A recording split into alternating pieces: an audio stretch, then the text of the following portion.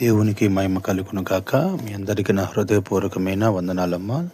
అయ్యా వందనాలు, స్తోత్రాలు. ప్రభు మిమ్మల్ని దీవించాలి, మీ కుటుంబాలను ఆశీర్వదించాలి. ఈరోజు 20 తారీఖు ప్రభు మనకు తెరిపించాడు.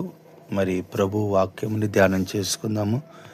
లైక్ చేయండి, షేర్ చేయండి, ఫుల్ వీడియో చూడడానికి ప్రయత్నం చేయండి. ఛానల్ సబ్స్క్రైబ్ చేయండి. మీరు మమ్మల్ని ఎంతగానో ఆదరిస్తున్నారు, దాన్ని బట్టి నేను ఎంతగానో సంతోషిస్తున్నాను.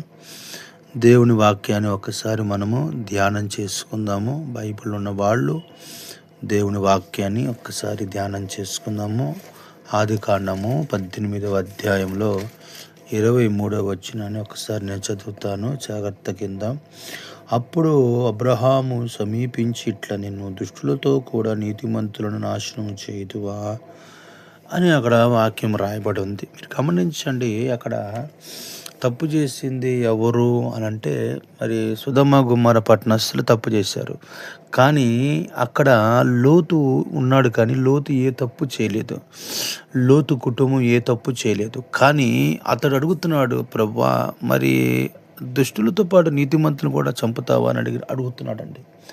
నా ప్రియమైన దేవుని బిడ్డలారా, అక్కడ లోతుని దేవుడు తప్పించాడు. కారణం ఏంటంటే, దేవుడు నీతిమంతులను చంపడు.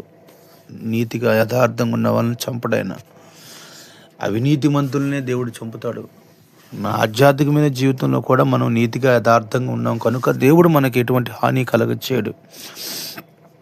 రెండోది మనం గమనిస్తే, అక్కడే ఆదికాండంలో ఉంటుంది, అబీమెలెకు అని ఒక వ్యక్తి ఉన్నాడు.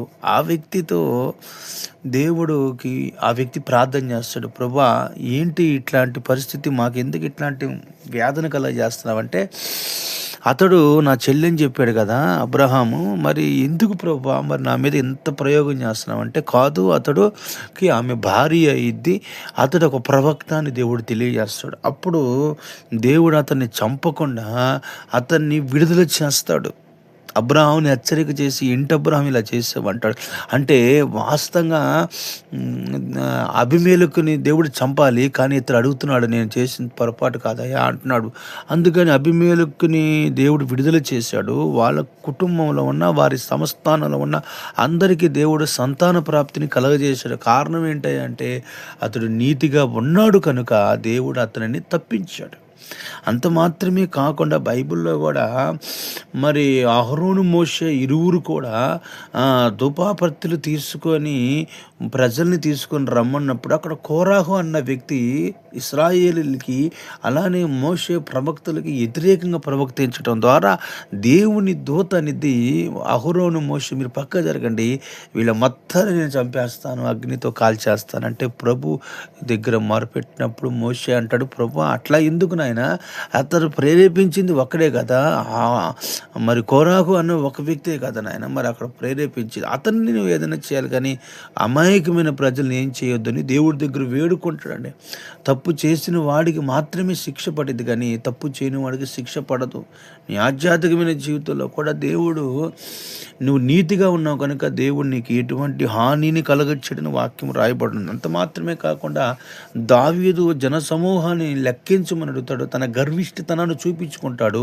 అప్పుడు దేవుడు అతనిని, తన సైన్యం మొత్తాన్ని, తన వారందరినీ చంపాలని ప్రభు అనుకున్నప్పుడు దావీదు అంటాడు, తప్పు చేసేది నేను, నన్ను నా కుటుంబాన్ని నువ్వు ఏదైనా చేయగాని అమాయకమైన ప్రజలు నువ్వేం చేయొద్దని దేవుడి దగ్గర మొరపెట్టి బలిపీఠం కట్టి ప్రార్థన చేస్తాడు.